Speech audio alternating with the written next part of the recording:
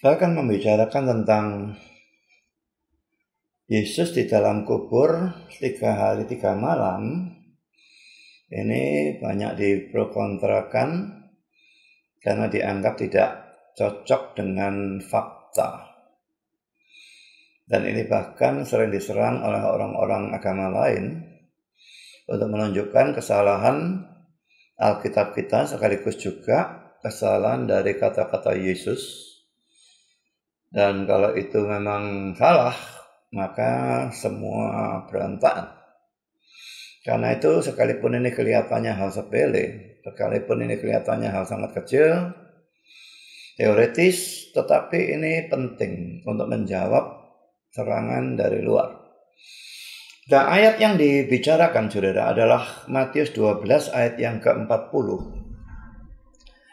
Sebab seperti Yunus tinggal di dalam perut ikan 3 hari 3 malam, demikian juga anak manusia akan tinggal di dalam rahim bumi. Ini maksudnya dikubur ya, 3 hari 3 malam. Yunus memang ditelan ikan ya, lalu itu ya seperti tipe dari Kristus, memang tipe dari Kristus yang dikubur. Dan Yunus 3 hari 3 malam, Yesus juga 3 hari 3 malam.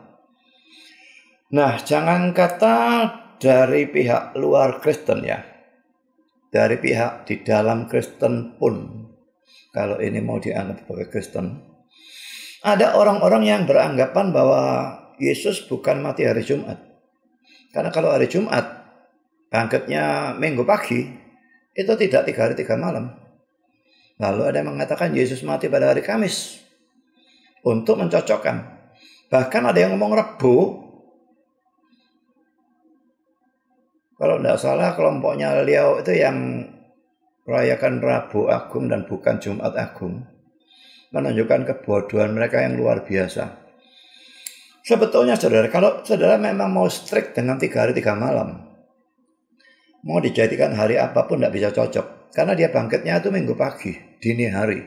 Katakanlah jam 4, jam 5 pagi. Kalau 3 hari 3 malam, matinya juga mesti dini hari kan. Tapi Alkitab jelas mengatakan dia matinya siang, jam 3 siang, nanti saya akan tunjukkan ayatnya. Dan kalau jam 3 siang, bangkitnya dini hari, tidak bisa bagaimanapun dia masukkan Rabu, Kamis, Jumat atau kapanpun, tidak bisa 3 hari 3 malam. Jadi memindahkan hari dari Jumat yang lazim dipercayai Jumat Agung, lalu mau dijadikan Kamis Agung atau Rabu Agung, itu tetap juga tidak bisa cocok dengan ayat ini. Lalu ada apa? Diubah. Nah, tapi yang penting adalah sebetulnya artinya itu tidak demikian. Saya akan berikan beberapa ayat ya. Markus 15 ayat 42 itu jelas menunjukkan bahwa Yesus mati pada hari Jumat. Karena sabat itu, sabat dalam seluruh Alkitab itu sabat Yahudi sebetulnya ya. Dan itu selalu hari Sabtu. Jadi hari menjelang sabat itu mestinya Jumat. Markus 15 ayat 42. Sementara itu hari mulai malam dan hari itu adalah hari persiapan, yaitu hari menjelang sabat. Jadi ini saat dimana dia mati. Menjelang sabat itu sebelum sabat itu mestinya Jumat. Tapi saudara, kalau Yesus mati pada hari Jumat dan matinya pukul 3 siang, kalau ini mengatakan hari mulai malam, ya menjelang malam jam 6 mereka sudah sebut malam ya.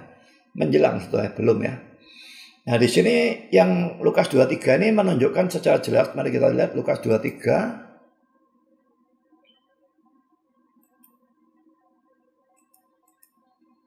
ayat 44.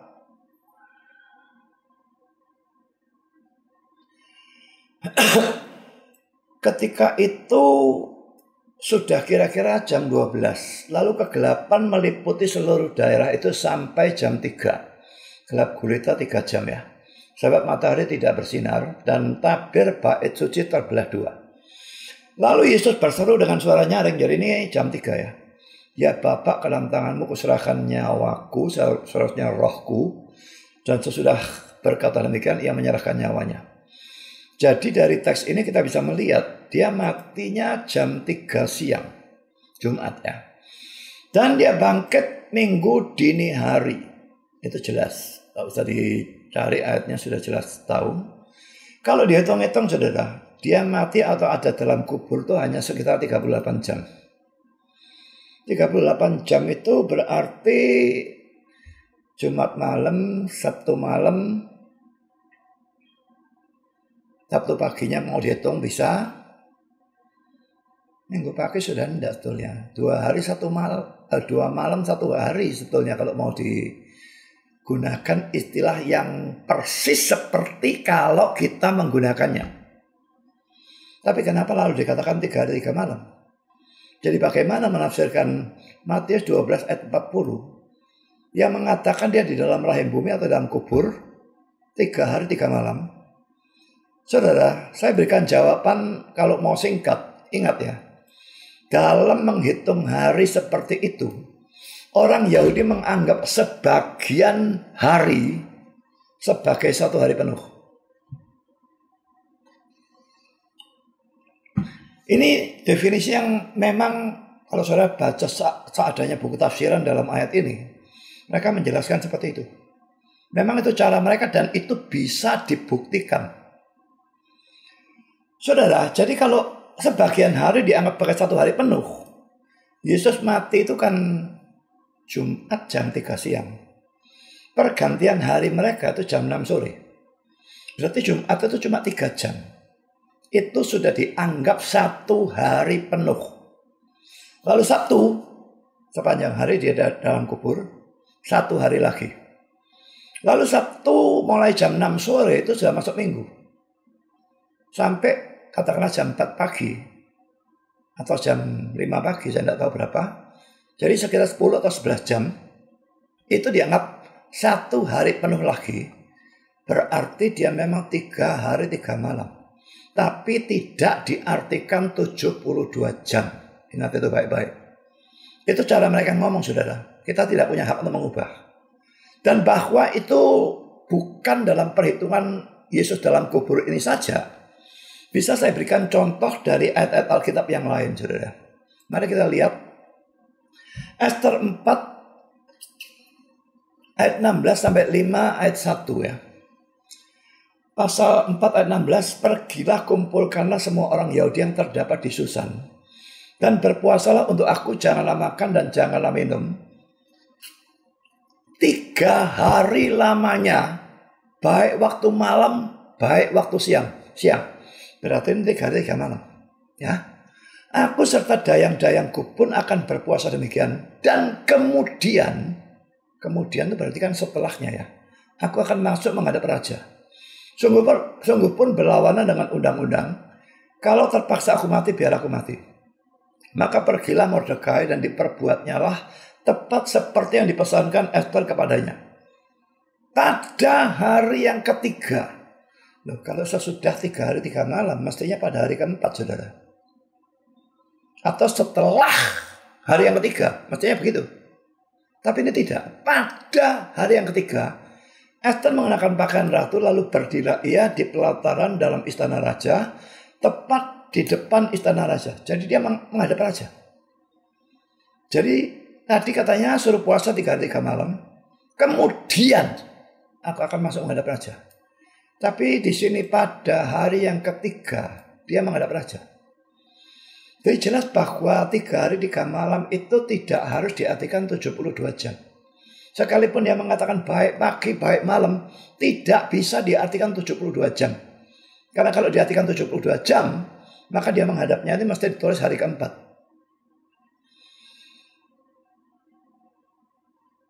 Jadi 3 hari 3 malam yang dimaksudkan bisa sebagian dari hari pertama, seluruh hari kedua, dan sebagian dari hari ketiga.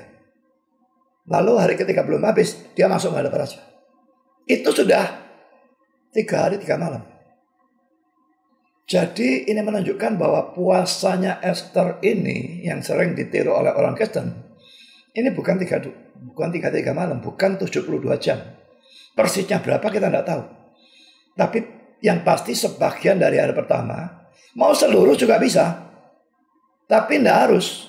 Bisa sebagian hari pertama, seluruh hari kedua, dan yang pasti sebagian dari hari ketiga. Jadi yang niru puasa Esther lalu puasa 72 jam, itu sebetulnya tidak cocok. Kebanyakan. Sekarang saya berikan contoh yang lain ya. Poin kedua ini, Yusuf yang memasukkan saudara-saudaranya ke dalam penjara. Ya, untuk menghajar mereka atau untuk apapun, saya tidak tahu apapun maksudnya ya. Dia memang tidak langsung mau ngaku bahwa dia Yusuf, karena mereka tidak kenal dia, tapi dia kenal mereka. Kejadian 42 ayat 17 dan 18.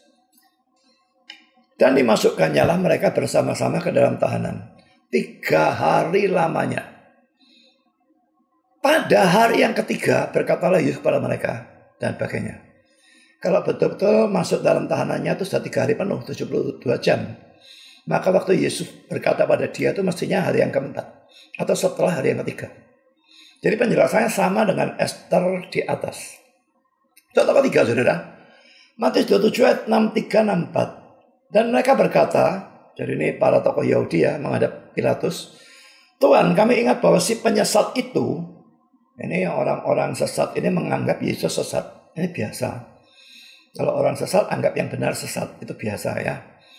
Si penyesat itu sewaktu hidupnya berkata, sesudah 3 hari, aku akan bangkit. Karena itu, perintahkan untuk menjaga kubur itu sampai hari yang ketiga. Jika tidak, murid-muridnya mungkin akan datang mencuri dia dan sebagainya. Kalau memang mereka percaya kata-kata Yesus itu, dia akan bangkit sesudah 3 hari. Lah menjaga kuburnya kok sampai hari yang ketiga? Mestinya sampai hari ketiga selesai. Atau sampai hari yang keempat. Mestinya begitu. Jadi mereka sendiri menggunakan kata-kata seperti itu. Mereka tahu apa yang Yesus maksudkan. Jadi sesudah 3 hari. Itu maksudnya pokoknya 1 hari, sebagian dari hari pertama, seluruh hari kedua, dan sebagian hari ketiga. Itu sudah 3 hari 3 malam. Mereka ngerti itu. Karena itu mereka minta penjaga kubur menjaga sampai hari yang ketiga. Jadi di sini lagi-lagi penjelasannya sama dengan yang di atas. Sekarang saya berikan contoh keempat. Dalam 2 Tawarik 10 ayat 5 dan ayat 12. Ini kalau tidak salah Rehabeam ya. Menjawab rakyat yang menuntut ini menuntut itu. Ayat 5, tetapi ia menjawab mereka, datanglah kembali kepadaku lusa. Lalu pergilah rakyat itu. Ayat 12, lusanya datanglah, Yerobeam. Ya, ini Rehabeam ya tadi ya. Yerobeam yang memimpin ya, memimpin rakyat ya. Lusanya datanglah Yerobeam dengan segenap rakyat kepada Rehabeam. Seperti yang dikatakan raja, kembalilah kepadaku lusa. Sekarang ini tanggal 6 saudara ya. Kalau di Indonesia ini saya mengatakan lusa berarti tanggal 8 ya. Besok itu tanggal 7, lusa tanggal 8. Ya, tapi terjemahan lusa ini sebetulnya tidak hurufiah. Kalau di dalam King James diterjemahkan after 3 days. Ini kan ada 3 kali kata lusa ya. Nah yang pertama diterjemahkan after 3 days. Yang kedua diterjemahkan on the 3rd day. Dan yang ketiga juga on the 3rd day. Jadi yang pertama setelah 3 hari. Yang kedua pada hari yang ketiga. Dan yang ketiga juga pada hari yang ketiga. Dalam arti juga in 3 days, the 3rd day, the 3rd day. Dalam 3 hari, hari yang ketiga, hari yang ketiga. Dalam NIV, in 3 days, 3 days later, in 3 days. Dalam 3 hari, 3 hari lagi, dalam 3 hari. NASB, in 3 days, on the 3rd day, on the 3rd day. Dalam 3 hari, pada hari ketiga, pada hari ketiga. Jadi saudara, kalau memang after 3 days, maka mereka mestinya kembalinya itu pada hari keempat. Tapi Indonesia semua terjemahkan lusa, lusa, lusa. Kalau memang setelah 3 hari, kembalinya itu lusa panjang. Tanggal 6 bukan kembali pada tanggal 8. 6, 7, 8, tanggal 9 kembali. Bisa-bisa bahkan tanggal 10 karena 6-nya tuh ngomongnya jam berapa itu. Jadi dari sini saudara, lagi-lagi kita lihat bahwa ini cara mereka untuk membicarakan tentang hari. Kalau mereka mengatakan 3 hari, bahkan 3 hari 3 malam, itu tidak berarti 72 jam. Itu berarti sebagian dari hari pertama, seluruh hari kedua, dan sebagian hari ketiga. Mau seluruh hari pertama, kedua, ketiga juga bisa. Tapi tidak harus seperti itu. Jadi saudara, Yesus mati hari Jumat. Biarpun dia mati hari Jumat itu jam 3 siang. Dan Jumat jam 3 siang sampai jam 6 sore. Jam 6 sore ini berubah jadi Sabtu. Itu hanya 3 jam. Itu tetap dihitung sebagai 1 hari. Lalu seluruh hari Sabtu dia di dalam kubur. Ya, Sabtu mulai Jumat jam 6 sore sampai Sabtu jam 6 sore. 24 jam dia betul-betul ada dalam kubur. Itu dihitung sebagai hari kedua. Lalu sebagian dari hari Minggu, yaitu mulai Sabtu jam 6 sore, lebih sedikit langsung sudah masuk Minggu, sampai dini hari entah jam 4 pagi atau jam 5 pagi waktu dia bangkit. Ini kira-kira hanya 10 atau 11 jam. Dia masih dalam kubur, dan itu dianggap sebagai hari ketiga, full hari ketiga. Jadi dia 3 hari 3 malam. Karena saudara, memang bukan 72 jam. Kira-kira cuma 38 jam. Tapi kata-kata Yesus dalam Matius 12 ayat 40, 3 hari 3 malam, cocok dengan apa yang dia alami ada dalam kubur 38 jam. Karena memang tidak harus 72 jam. Sebagian dari 1 hari pertama, seluruh hari kedua, sebagian dari hari ketiga. Itu sudah 3 hari 3 malam. Dan saya tambah lagi argumentasinya saudara ya. Satu hal yang perlu diperhatikan atau harus diperhatikan. Orang-orang Yahudi yang anti Yesus ini tidak menganggap bahwa kata-kata Yesus dalam Matius 12 ayat 40 ini tidak cocok dengan fakta. Bahwa Yesus mati atau ada dalam kubur hanya sekitar 38 jam. Kalau mereka menganggap tidak cocok, kalau mereka menganggap 3 hari 3 malam itu 72 jam, berarti tidak cocok. Apa yang kira-kira mereka lakukan, saudara?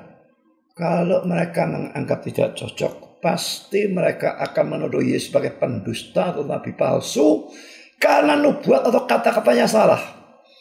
Tapi saudara, dalam faktanya tidak pernah dalam Alkitab ada tuduhan seperti itu. Dia dianggap penyesat memang, bukan karena ini. Karena hal yang lain yang tidak mereka percaya, Yesus mengaku sebagai anak Allah dan itu artinya Allah, itu mereka anggap sebagai penyesatan. Tapi dalam hal ini tidak pernah diserang kata-katanya salah, nubuatnya salah, lalu dia nabi palsu. Tidak pernah saudara. Saya berikan tafsiran Albert Barnes tentang Matius 12 ayat 40. 3 hari dan 3 malam akan terlihat dalam cerita tentang kebangkitan Kristus, bahwa ia ada dalam kubur hanya 2 malam dan sebagian dari 3 hari. Tetapi perhitungan ini secara ketat sesuai dengan cara perhitungan Yahudi. Seandainya tidak demikian, orang-orang Yahudi akan sudah mengertinya dan akan sudah menuduh juru selamat kita sebagai seorang nabi palsu, karena mereka tahu bahwa ia telah mengucapkan nubuat ini, Matius 27 ayat 63. Tetapi tuduhan seperti itu tidak pernah dibuat. Dan karena itu adalah jelas bahwa apa yang dimaksud oleh ramalan ini tercapai atau digenapi. Ini Matius 27 ayat 63, saya baca mulai ayat 62 ya. Keesokan harinya, yaitu sesudah hari persiapan, datanglah imam-imam kepala dan orang-orang Farisi bersama-sama menghadap Pilatus, dan mereka berkata, Tuhan, kami ingat bahwa si penyesat itu sewaktu hidupnya berkata, sesudah 3 hari aku akan bangkit dan sebagainya. Jadi saudara, kalau ada orang yang tetap mau menyamakan cara orang Yahudi menggunakan istilah dengan cara kita, pokoknya salah, ngotot, harus 72 jam, itu 38 jam, mau ngotot seperti itu saudara, itu karepe dhewe.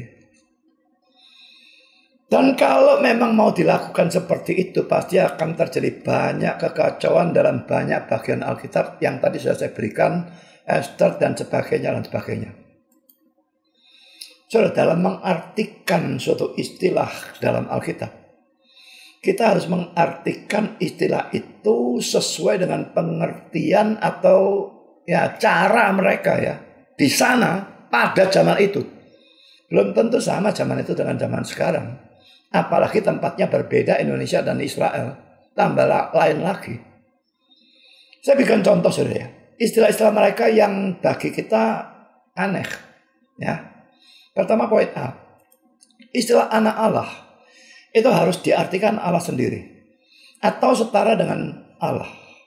Dalam Yohanes 5 ayat 18. Sebab itu orang-orang Yahudi lebih berusaha lagi untuk membunuhnya. Bukan saja karena ia meniadakan hari Sabat. Tapi juga karena ia mengatakan bahwa Allah adalah Bapaknya sendiri. Mengatakan Allah adalah Bapaknya sendiri berarti dia adalah anaknya. Dan dengan demikian menyamakan, ini terjemahannya tidak benar, mestinya menyetarakan dirinya dengan Allah. Jadi cara mengatakan Allah itu Bapaknya atau dia adalah anak Allah, itu dianggap menyetarakan diri dengan Allah. Kalau kita lain saudara. Kita anak Allah, kita ngakui juga. Tapi kita tahu itu anak adopsi. Yesus sungguh-sungguh anak. Dan itu berarti setara dengan Allah. Karena saudara, ayat ini juga jangan heran. Matius 14 ayat 33 waktu ada badai lalu dia tenangkan ya. Dan orang-orang yang ada di perahu menyembah dia. Perhatikan, menyembah. Katanya sesungguhnya engkau anak Allah. Saudara, kalau anak Allah itu bukan Allah, mengapa mereka sembah? Ingat ya, ini orang-orang Yahudi. Monoteis mutlak. Kalau mereka tahu bahwa anak Allah bukan Allah, mereka tidak akan sembah Yesus mestinya. Apalagi ada ayat Matius 4 waktu Yesus digoda itu melarang saudara. Sembah dan sebagainya itu dilarang, itu hanya untuk Allah. Dan ayat itu setelah Matius 4. Kenapa mereka sembah dia? Kecuali mereka percaya bahwa anak Allah itu adalah Allah. Tidak ada kemungkinan mereka mengakui sesungguhnya engkau anak Allah. Tapi mereka menyembah dia. Saya berikan contoh kedua. Istilah atau kata-kata engkau telah mengatakannya. Harus diartikan ya. Loh, kok aneh sekali saudara. Ini aneh ini yang dulu waktu saya pertama jadi Kristen. Baca Alkitab. Saya bingung. Apa tuh maunya ini? Mari kita lihat ayatnya. Matius 26 ayat 63 sampai 66. Waktu Yesus diadili ya oleh pengadilan Yahudi ini. Tetapi Yesus tetap diam. Tidak mau ngomong apapun. Lalu kata imam besar itu kepadanya, demi Allah yang hidup. Ini sumpah ya. Katakanlah kepada kami, apakah engkau Mesias anak Allah atau tidak? Karena disuruh mengaku dengan menggunakan sumpah. Maka kali ini Yesus jawab, engkau telah mengatakannya. Nah, hati-hati dengan ayat ini saudara. Engkau telah mengatakannya kalau digunakan cara berpikir atau cara kita berbicara. Maka bisa diartikan engkau loh yang ngomong, bukan aku loh ya. Dan kalau diartikan demikian berarti dia tidak mengakui bahwa dia adalah Mesias anak Allah. Tapi bukan seperti itu saudara. Engkau telah mengatakannya itu artinya ya. Lalu dia sambung, akan tetapi aku berkata kepadamu, mulai sekarang kamu akan melihat anak manusia duduk di kanan Yang Maha Kuasa dan datang di atas awan di langit. Maka imam besar itu mengoyakkan pakaian dan berkata, ia menghujat Allah. Di mana sudah menghujat Allahnya? Mengatakan ya berarti dia Mesias, dia anak Allah, itu menghujat Allah. Untuk apa kita perlu saksi lagi? Mereka sadar dengar langsung, tidak butuh saksi. Sekarang kamu telah mendengar hujatnya. Bagaimana pendapat kamu? Mereka menjawab dan berkata, ya harus dihukum mati.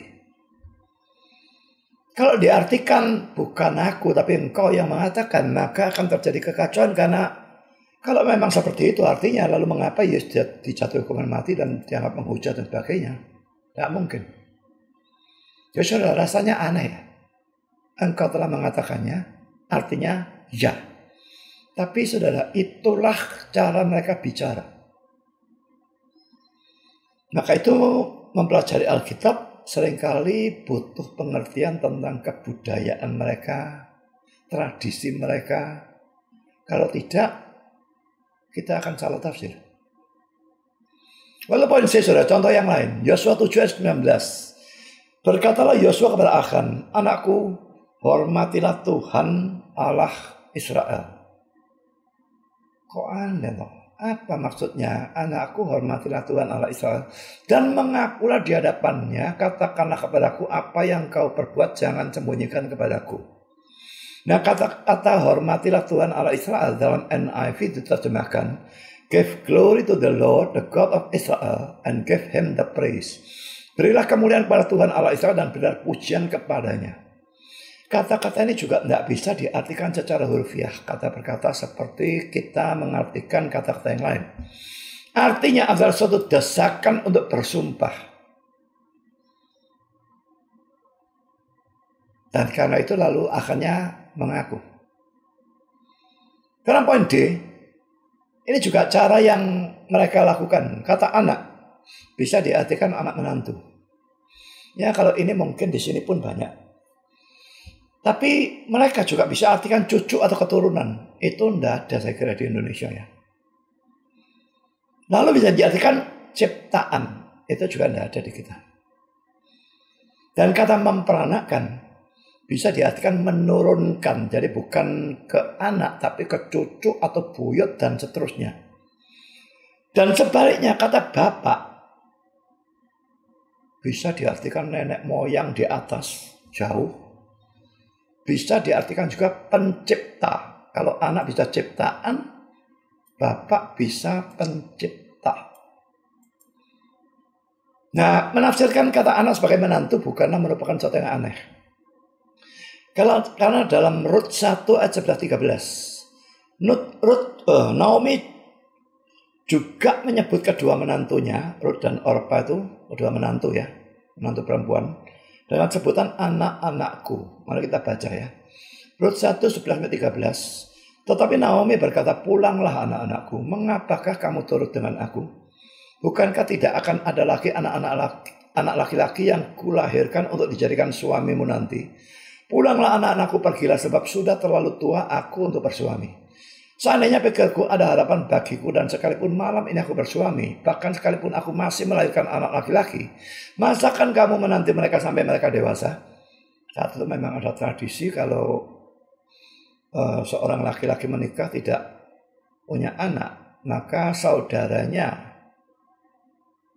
diharuskan mengawini istrinya untuk melahirkan anak bagi yang mati itu. Tapi Naomi ini dua anak laki, dua-dua mati. Tinggal dua menantu perempuan. Nah, kalau kamu mau nunggu aku punya anak laki mengawini, lah masa kamu mau tunggu?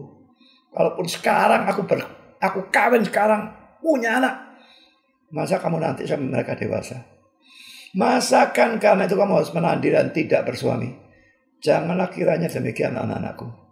Bukankah jauh lebih pahit dan sebagainya? Saya hanya tekankan sebutan anak-anakku 3 kali.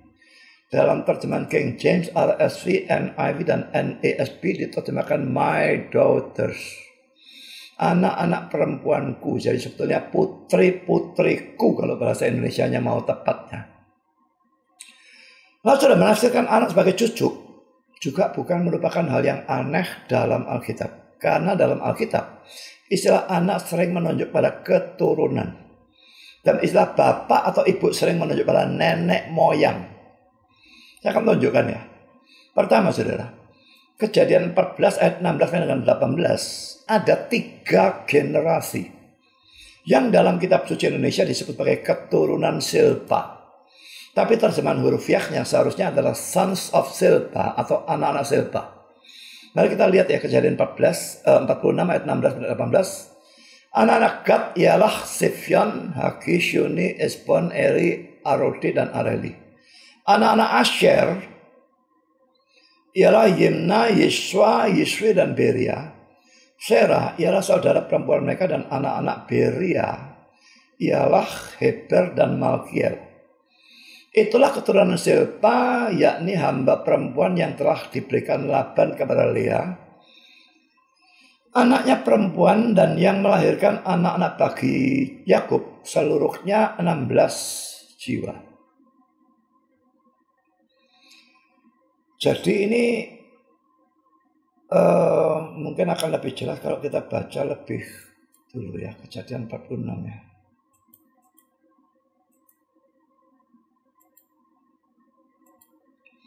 Berapa tadi? 16 kita baca sebelumnya. Ya, jadi mulai ayat 15 itulah keturunan Lea ya. Yang melahirkan bagi Yakub dan bagainya. Ada yang di atas namanya Gad.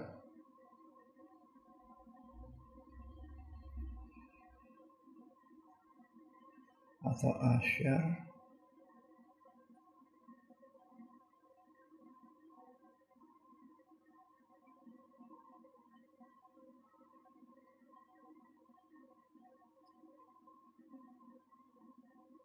Ruben,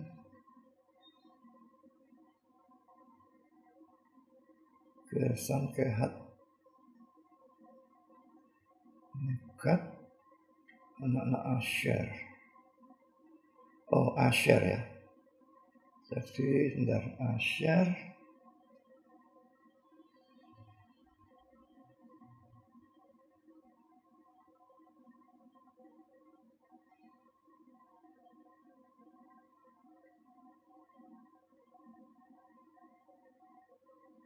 Ingat gimana urutannya ini gimana ya. Anak-anak dari dia, Ruben, Simeon, Lewi, Yehuda itu anaknya dia semua, anaknya Lea semua. Lalu Isakar, Sebulon juga. Ya, saya kira ini Gad juga ya. Saya tidak ingat persis anak-anaknya dia yang mana, soalnya 4 istri Yakub punya anak semua. Mungkin ini Gad ini ya. Dari Gad melahirkan ini. Tapi Asher ini dari mana ya?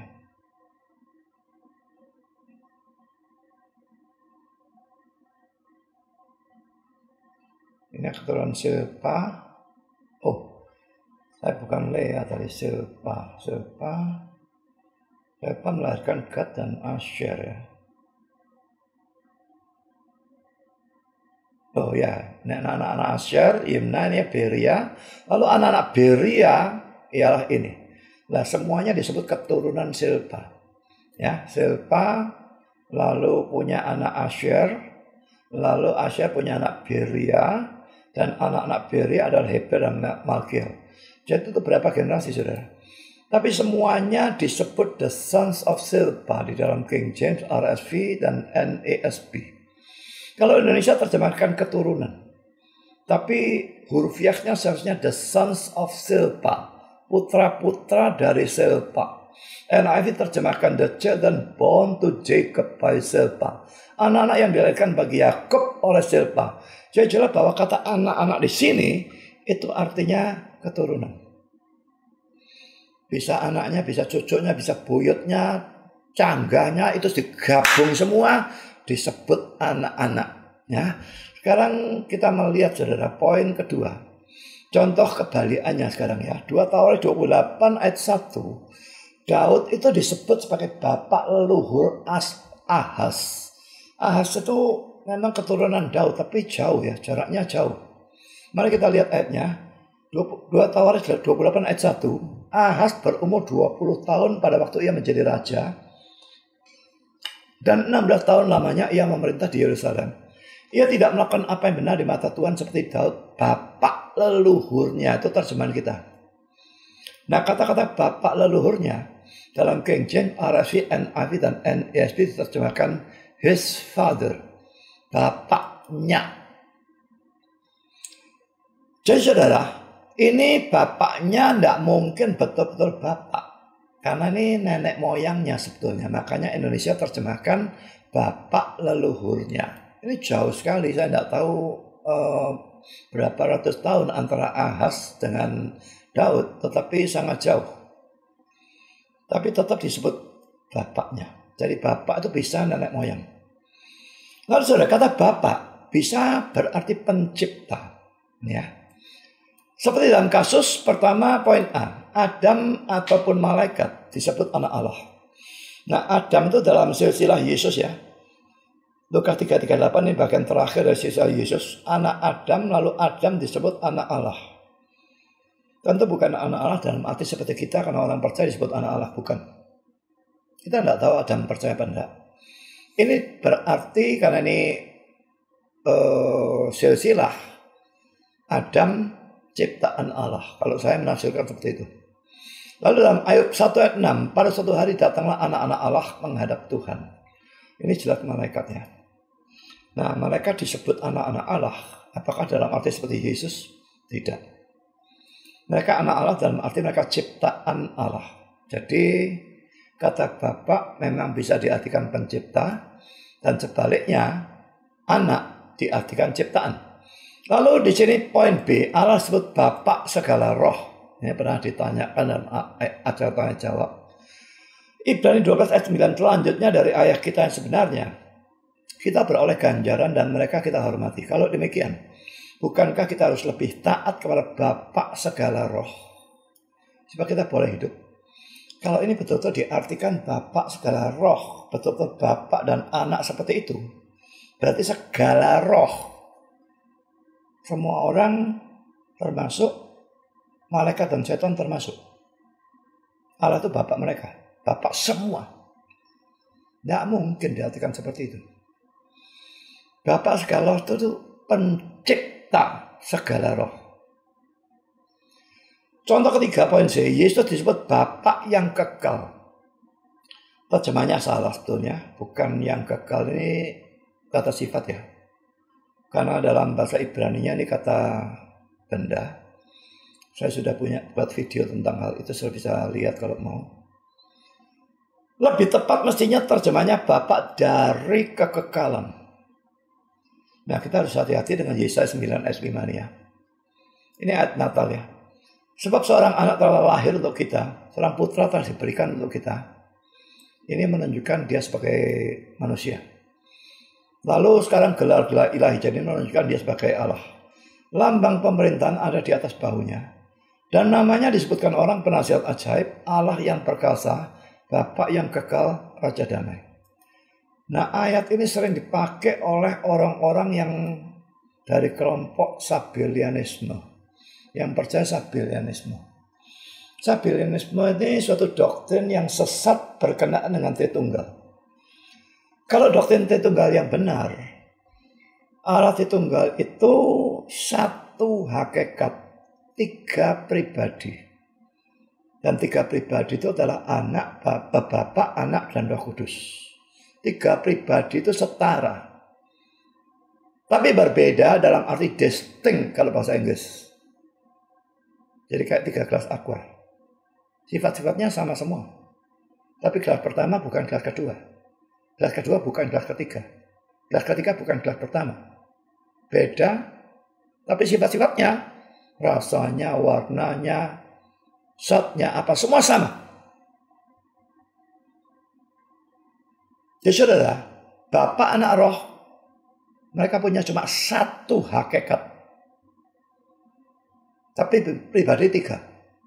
Maka kita percaya Tritunggal. Nah, Sabellianisme percaya Allah itu suatu hakikat. Tapi tidak percaya Allah itu tiga pribadi. Mereka percaya Allah itu tiga manifestasi atau tiga perwujudan. Dia itu Bapak. Lalu pada waktu Bapak itu juga yang berinkarnasi ya. Menjadi anak atau menjadi Yesus. Lalu Yesus naik ke surga, yang turun Roh Kudus, ya Yesus atau Bapa yang sama, pribadi yang sama. Nah saudara, 3 perwujudan, kalau itu benar, maka ini betul-betul bisa diberikan ilustrasi yang persis cocok. H2O itu zatnya. Wujudnya bisa es, bisa air, bisa uap air. Allah bisa diilustrasikan secara persis, itu tidak masuk akal. Tidak ada ilustrasi apapun bisa cocok persis untuk Allah Tritunggal. Dan di samping itu saudara, Alkitab menggambarkan Allah itu seringkali menggunakan kata ganti orang bentuk jamak, kita. Baiklah kita menciptakan. Dan Allah itu pribadi yang satu dengan yang lain bisa saling bicara. Bapak bicara dengan anak, anak bicara pada Bapak, berdoa dan sebagainya. Lalu bisa saling mengutus. Bapak utus anak, Bapak dan anak mengutus Roh Kudus. Lalu bisa saling mengasihi. Itu tidak mungkin satu pribadi, saudara.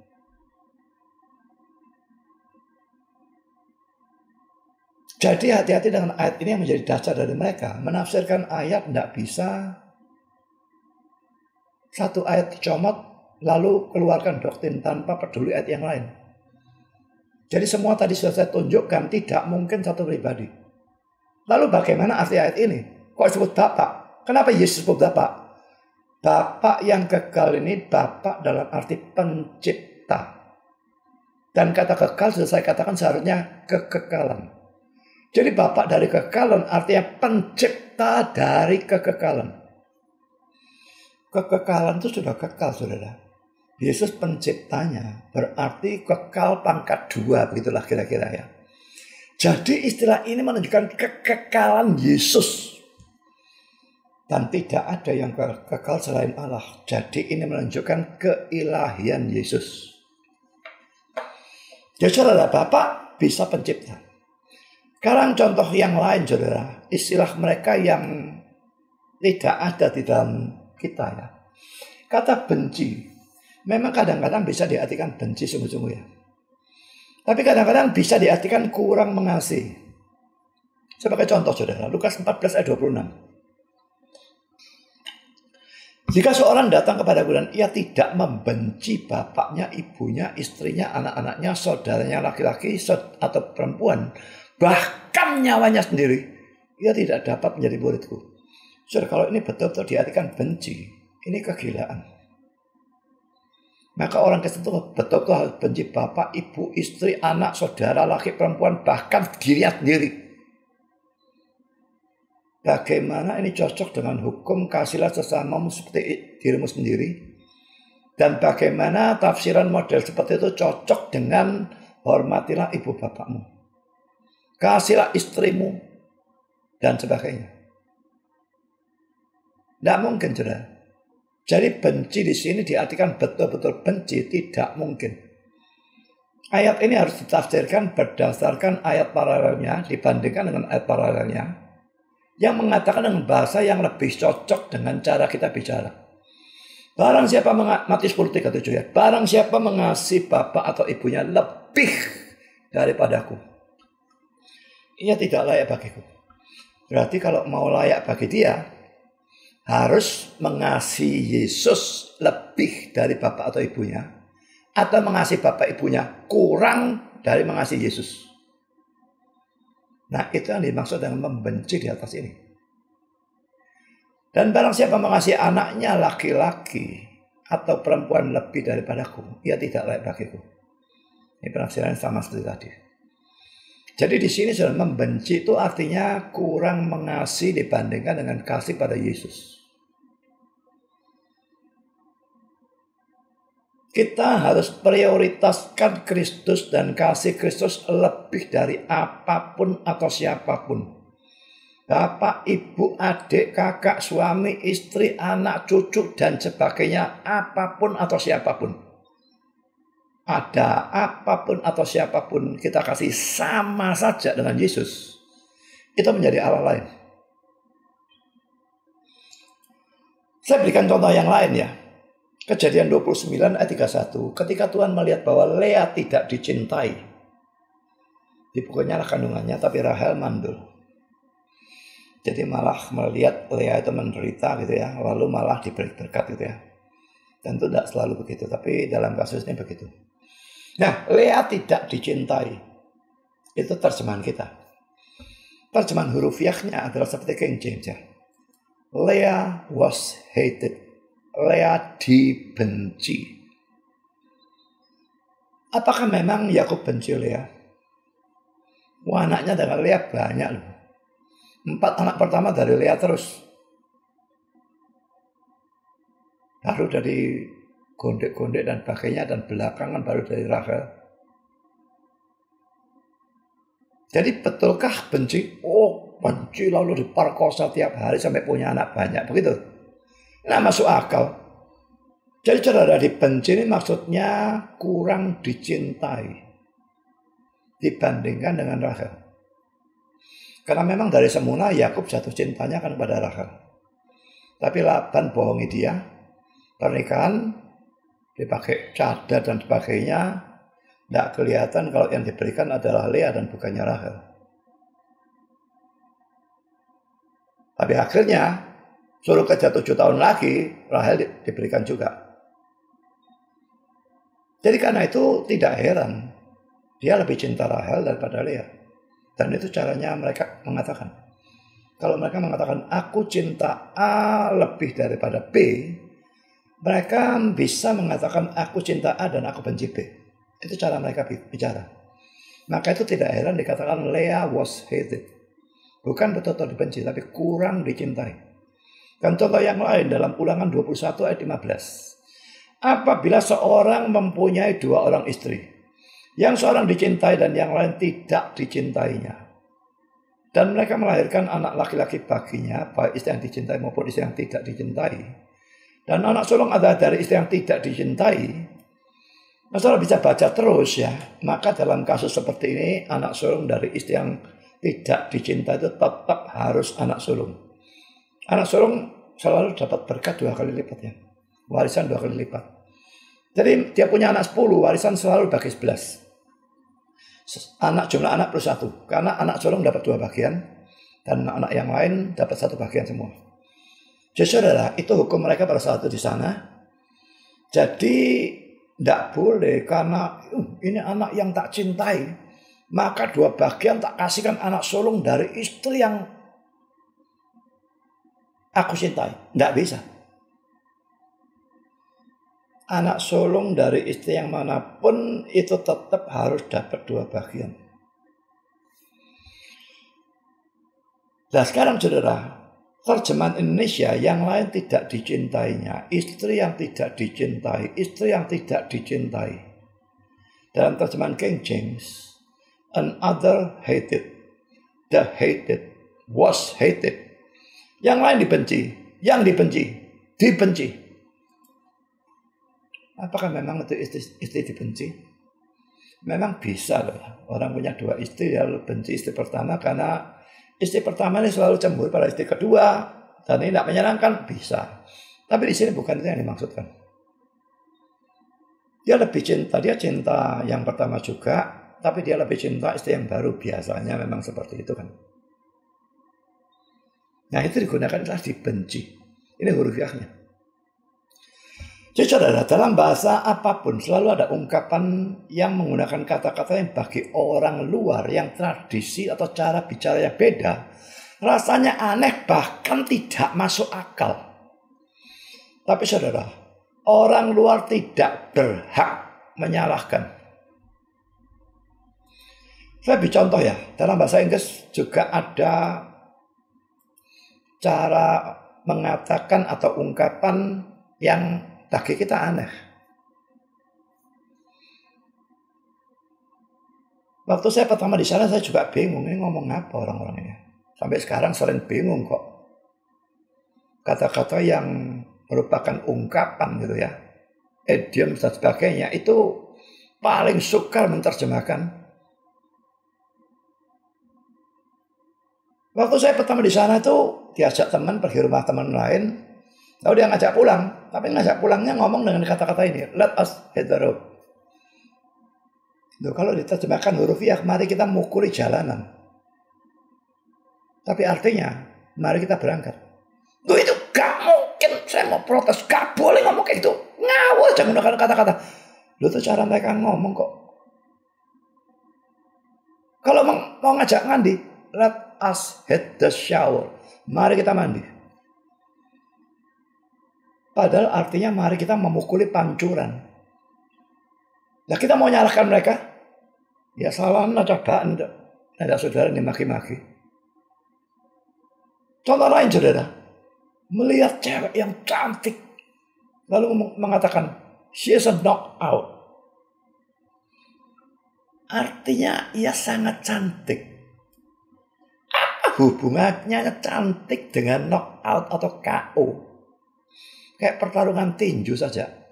Jadi mungkin ya, melihat cewek cantik itu kita rasanya kayak mau geblak. Saking cantiknya cewek itu lah. Lalu she is a knockout, muncul kata-kata itu. Mungkin seperti itu, saya tidak tahu. Tapi pokoknya itulah ungkapan mereka. She is a knockout, artinya dia sangat cantik. Bukan cuma cantik, tapi sangat cantik. Contoh yang lain, saudara. Poin C. What the hell are you talking about? The hell itu sebenarnya untuk penekanannya. Apa gerangan yang kamu katakan? Tapi untuk apa ada kata hell atau neraka di sini? Kalau mau diterjemahkan kata per kata hurufiah, apa neraka yang kamu sedang bicarakan tentangnya? Yuk, tidak bisa. Nerakanya tidak usah diomong, saudara. Tapi kata-kata ini saya dulu juga gunakan di sana. Teman saya orang Amerika negur saya, jangan ngomong seperti itu. Itu hanya untuk pagan. Kafir boleh ngomong the hell dan sebagainya, orang Kristen tak boleh. Ya sebetulnya tidak ada larangannya ya. Yang dilarang itu kan menggunakan kata Allah, nama Allah dengan sia-sia. Tapi mereka menganggap ini termasuk. Lalu yang mirip dengan yang tadi juga poin D. Why on earth she is doing that? Mengapa gerangan yang melakukan hal itu? Nah saudara, untuk apa ada kata-kata on earth atau di bumi di sini? Tidak bisa diterjemahkan kata per kata. Hanya penekanan sebetulnya. Lalu contoh yang lain poin E. Hell driver. Itu pengemudi yang ngebut ugal-ugalan. Mengapa digunakan kata hell atau neraka di sini? Apa kita kalau di neraka ngebut ugal-ugalan? Tidak juga. Lalu apa urusannya? Gak tahu. Pokoknya itu caranya ngomong. Bukan dalam bahasa Inggris tok, bahasa Indonesia juga. Mari kita lihat dalam bahasa Indonesia. Orang-orang biasa menggunakan kata kami pada waktu bicara khususnya di depan umum. Padahal yang dimaksudkan adalah saya. Bisa kami, bisa kita. Tapi yang dimaksudkan saya, itu sebetulnya tidak cocok, salah ngomong kami itu. Tapi ini luar biasa banyak. Kalau saya tidak begitu ya. Saya kalau ngomong pada waktu khotbah memang maksudkan saya ngomong saya. Tapi banyak sekali orang yang menggunakan kata kami bahkan kita. Dan ini sangat bahaya kalau doa pengakuan dosa itu ya. Tidak apa-apa kalau dosa, ampunilah dosa-dosa kami. Tapi kalau dia mengatakan ampunilah dosa-dosa kita. Kita itu dalam bahasa Indonesia mencakup yang diajak bicara. Berarti ampunilah dosa-dosa kita itu termasuk dosa kita yang doa ini semua maupun dosa Allah. Loh, kalau itu jadi kurang ajar lah. Menganggap Allahnya berdosa. Tapi saudara, kata kami digunakan untuk kata saya. Ini banyak. Saya tidak tahu apakah Inggris ada seperti itu. Saya kira kok tidak rasanya. Saya, I. Ya. Lalu poin B, saudara. Menggunakan kata gombal. Dalam arti omong kosong. Saya tidak tahu tempat lain, yang pasti Jawa Timur. Surabaya pasti banyak. Orang dongeng kita omongannya ngedabrus, omong kosong, gombal lah. Kadang-kadang gombal itu bisa juga pada waktu merayu cewek itu gombali cewek gitu loh. Nah, apa urusannya gombal itu sebetulnya kain untuk ngelap apapun, kain kotor sebetulnya. Apa hubungannya dengan omong kosong atau merayu? Contoh yang selanjutnya poin C, orang kuat disebut gak punya udel. Udel itu pusar ya. Bahasa Jawa juga ini. Saya tidak tahu apakah orang di luar Surabaya atau Jawa Timur juga gunakan ini. Tapi pokoknya jelas orang di Jawa Timur atau Surabaya sering. Kalau lihat orang kuatnya tidak karu-karuan ya. Katakanlah dia bisa lari cepat dan dengan speed tinggi. Lama sekali. Waduh, gak punya udel orang itu. Apa hubungannya kuat dan udel? Jadi orang lemah banyak udelnya begitu.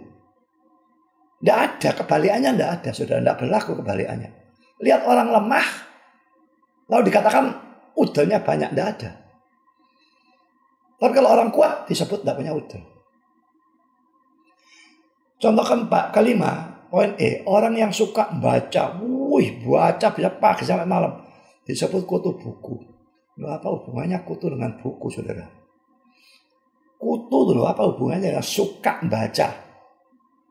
Suka buku masuk akal. Memang kutu suka buku, saya tidak tahu. Pokok itu istilah sudah, kutu buku. Poin F lebih lucu lagi, pencuri di atas truk jalanan itu ya. Dia mungkin loncat dari truk ke truk, truknya jajari, dia ambil dari truk satu, loncat ke truk yang kedua, bawa barang curiannya. Disebut bajing loncat. Kenapa kok udah bajingan sekalian lebih cocok?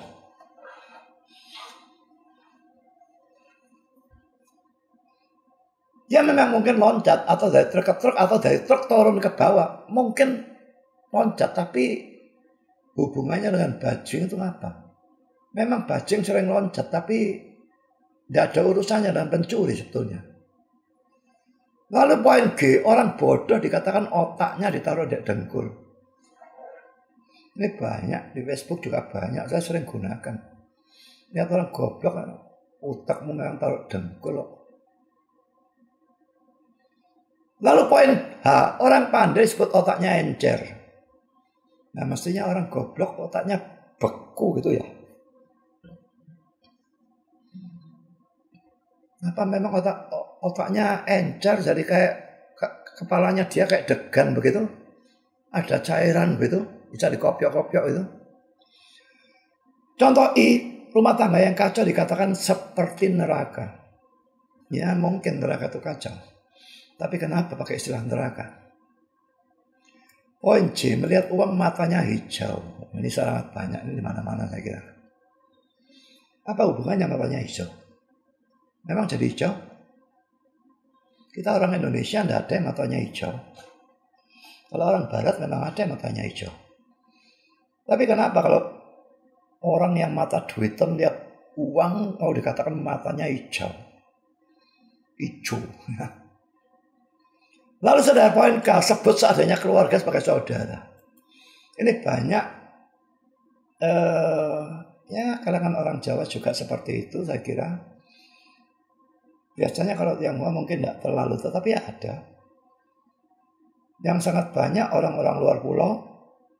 Makanya kalau mereka katakan saudara, itu bisa saudara sepupu, bisa saudara jauh, bisa tidak tahu jauh-jauhnya, tapi pokoknya bukan saudara kandung. Saya tidak biasanya menggunakan seperti itu. Kalau saya saudara sepupu ya saya katakan sepupu. Sepupu jauh ya saya katakan sepupu jauh. Kalau saya katakan saudara, itu betul saudara kandung. Tapi kebanyakan orang saat adanya keluarga pokoknya saudara.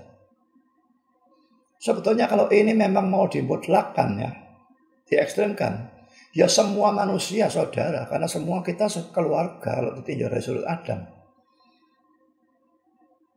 Semua keturunan Adam. Nah, poin L mengatakan kurang tahu Padahal yang dimaksudkan adalah tidak tahu. Saya tanya jalan kepada orangnya, atau tanya toko atau tempat atau apapun, orangnya lalu jawab, waduh kurang tahu, maaf. Padahal dia tidak tahu, yang ngomong tidak tahu loh. Kok kurang tahu, kenapa? Kurang itu kan, ya tahu sedikit-sedikit mestinya, tapi kurang. Padahal sebetulnya tidak tahu. Kenapa kurang tahu? Jadi saya tunjukkan dalam bahasa Inggris dan bahasa Indonesia semua juga ada ungkapan-ungkapan, kata-kata, cara ngomong yang bagi orang luar itu tidak masuk akal. Lalu kenapa dalam bahasa Ibrani atau kebiasaan orang Yahudi ngomong, kenapa tidak boleh ada yang seperti itu? Sekalipun perjanjian baru itu bahasa Yunani, tapi yang ngomong kan orang Yahudi pada saat itu. Kebiasaan Yahudinya digunakan biarpun mereka menggunakan bahasa Yunani. Jadi pada waktu Yesus dikatakan 3 hari 3 malam di dalam rahim bumi atau dalam kuburan, itu artinya seperti yang mereka biasa gunakan. Bisa 72 jam, tapi tidak harus. Artinya sebagian dari hari pertama, seluruh hari kedua, dan sebagian hari ketiga. Jadi Yesus mati hari Jumat jam 3 siang. Bangkitnya Minggu pagi jam 4 atau jam 5 pagi. Itu cocok dengan 3 hari 3 malam. Tidak harus 72 jam, 38 jam. Itu tidak jadi soal. Itu cocok persis. Gunakan semua argumentasi ini. Kalau ada orang agama lain menyerang ini salah dan sebagainya, segala macam omong kosong. Juga gunakan ini menghadapi orang Kristen bodoh yang mau rayakan bukan Jumat Agung tapi jadi Kamis Agung atau jadi Rabu Agung dan sebagainya. Itu bodoh luar biasa. Yesus memang mati hari Jumat jam 3 sore. Bangkit Minggu pagi dini hari. Jam 4 atau jam 5 mungkin. Tapi itu memang cocok dengan kebiasaan. Mereka mengatakan 3 hari 3 malam. Tuhan memberkati saudara.